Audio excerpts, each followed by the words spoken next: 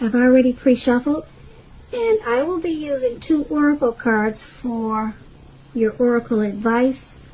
They're the 2 cards that are to the very far left side of the screen.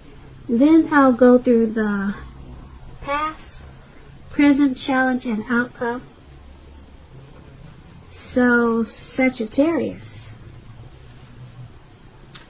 we have, I let go of the shadow of the past by seeing someone for the first time with the eyes of love. And then we have presence. On the flip side of the presence card, it says bring your mind into the present moment. Now is truly the only place to be. So, what these 2 cards are basically saying is that when you let go of the past, or there could have been a situation or a person that you finally let go of, and it was a great experience to release this person, because the first time, it was the very first time that you could actually not despise that person or resent that person, but for the first time you could actually see this person with the eyes of love, instead of hating them for any mistakes they made. And who knows what happened, maybe you got forgiveness, or maybe they forgave you, but it was a relief to finally let go and feel love for whatever person that you were dealing with. And being that presence is your other oracle advice, this experience, it brought your mind into the present moment, and you realize that now is really truly the only place to be, and it was the best place for you to be, and you knew that letting go of a situation was the thing to do. So that is your oracle advice. So let's move on over and take a look at the recent past. Now we have the High Priestess, and then we have the 3 of Cups. So with the High Priestess, it's a very spiritual card. It could have some sexual overtones. It can mean that you're in a phase where you could have been, in the recent past, you could have been more physically attractive to others. Now this card is tied to the moon, to femininity, to inspiration. This would have been a time to rely on your intuition and your inner knowledge rather than your conscious mind or intellect. It would have been also important for you to pay attention to your dreams at that time. So keeping a dream diary or a journal would have been a good idea. Now, when you're asking questions about love and relationships and you get the High Priestess, it's a magical, mystical time for love, for anyone interested. If you're a woman, you could find people literally throwing themselves at you. The problem is that you'll attract both the good, the bad, and what do they say? The good, the bad, and the ugly. So it's not going to be, well, since we're talking about the past, it wouldn't have been easy to tell which is which. Also, you probably had the power of femininity at your disposal at that time, and at first glance, it probably seemed great. So this High Priestess is paired with the 3 of Cups. Now this 3 of Cups, it's considered to be a card about reunions. But this is not always a romantic union. Not always, but it could be. It's a reunion in its broadest sense about running into someone or something that you've been away from for a long time. It's considered to be a happy reunion and very upbeat. It can also mean celebration, your own or someone that you care about, such as a celebration around a new baby, wedding, or any happy occasion. Now, when the Three of Cups talks about love and relationships, this card, it can mean a reunion with a long-lost love. It does not always indicate that.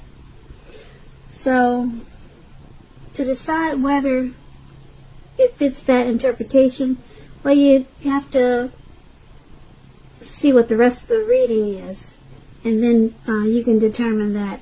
But if you're single, Sagittarius, if we have some single listeners, the most likely interpretation is that you'll meet a likely love soon, someone who really fits the bill of the person that you've been looking for, and that this person probably will be a new love. If you're single, if this is for the single listeners, and probably someone, well, it's probably a new love and not someone that you used to be with. Once again, that part is only for singles. So if you're not, well, I guess you would be single, but this card is about rejoicing, happiness, friendship. Okay, so with these two cards paired together for your recent past, we have the High Priestess and the Three of Cups. And they're basically saying that this High Priestess could be someone that was coming toward you at that time, or someone that you knew, or it was just basically a magical, mystical time for love for you, and a lot of people were attracted to you in the recent past. And with that came along probably more than one reunion, a lot of get-togethers and a lot of celebrating. People were drawn to you, they were attracted to you, and you were probably invited to a lot of different events and occasions, happenings, and a lot of affairs of different types. So it was a time of rejoice, happiness, and friendship in the recent past. So let's move on down to the present time. We have the Queen of Cups, and then it's paired with the Lover's card. Now, this Queen usually indicates a woman who will be very helpful to you at this time. She reminds us to bring love and compassion to our work, and that's possible even if we work in a factory with objects all day rather than people. Also, things are probably better in your working world when this card appears in your reading. It's probably better, much better in your working world than you're realizing. Now, this Queen of Cups is paired with the Lover's card. The Lover's card is associated with the astrological sign of Gemini, the twins. It's possible that you're feeling ambivalent about a relationship or a situation in your life. It could be that your heart is telling you one thing and your head is telling you another. The thing to do is, within the bounds of your morality, is to follow your heart.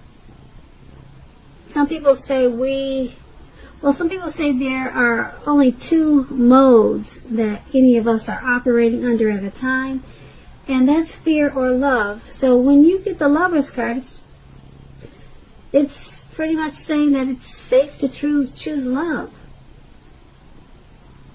So with these two cards paired together for your present time, the Queen of Cups and the Lover's card, there's a lady, a woman, could be your mother, could be the person that you're dealing with, could be your sister, a relative. She's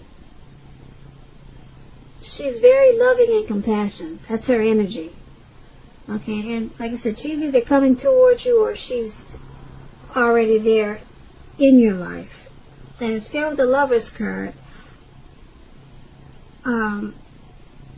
Yeah, this is a whole lot of love. she's bringing love and compassion, and then the Lover's card brings love in capital letters to the center stage of your life. So I'm picking up that this is something romantic, very romantic, and very loving. There's a whole lot of love in these two cards for your present time. So this is not really supposed to be a love reading, but it seems like it's turning out to be that way. But it's a great thing, a lot of love. This Lover's card, yeah, you'll be coming together with this Queen of Cups. It's going to be a really loving union. Very strong. Very strong. So that's what we have for you at the present time. So let's move on down and take a look at the challenge. We have the King of Swords. And the King of Swords is paired with the Ace of Swords. Now the King of Swords stands for a powerful, opinionated, forceful man in your life. He will often, but not always, have hair on the darker end of the spectrum.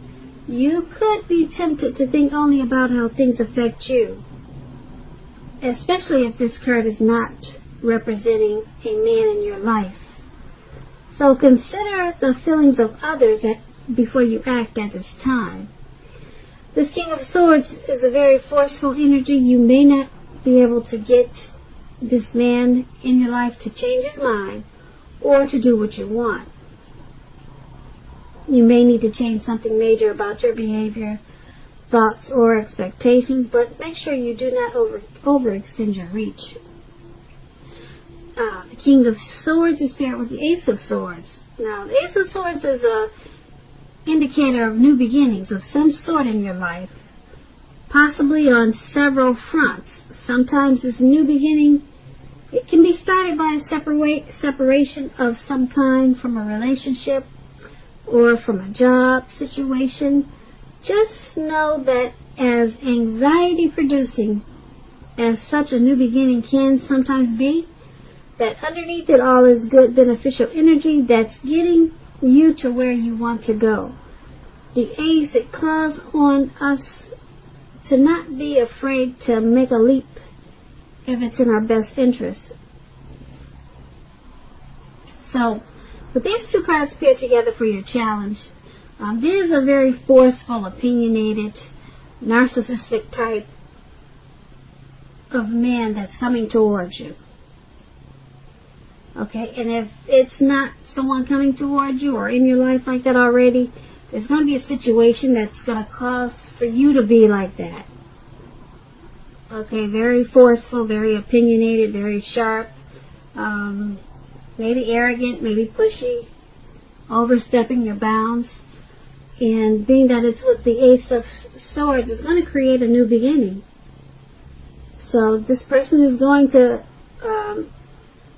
help you create a new beginning or some type of situation that's causing you to be like this King of Swords. It's creating probably more than one new beginning. Okay, this person is this narcissistic type. They're helping you create the new beginnings because you're separating from them. Yeah, because the Ace, like I said, it's about a separation. And you have to separate before you get this new beginning. So, you're, this forceful person, yeah, you're leaving them behind. You've got the Ace of Swords, you're going to take your sword out, and you're going to, you're just going to, slice them out. You're going to slice out the situation, you're going to slice out the person. This narcissistic type, you know that it has to go. So, whoever this is, it could be an uncle, it could be a co-worker. Someone is giving you a hard time, but you're done with it. You cut it out, and it's causing you to have several wonderful new beginnings. So, that is your challenge. Now, let's move on over. Take a look at the outcome. we have the Devil card, and then we have the Fool card. So the Devil card is you have to realize that no matter what your situation is, that you always have options to choose from when you get the Devil card. First things first, don't let other people tell you that your options are limited. If you come to that conclusion, be sure you're coming to that conclusion on your own. Regardless, it's going to be crucial to remember that you can free yourself from whatever restrictions are holding you back at any time you choose to do so.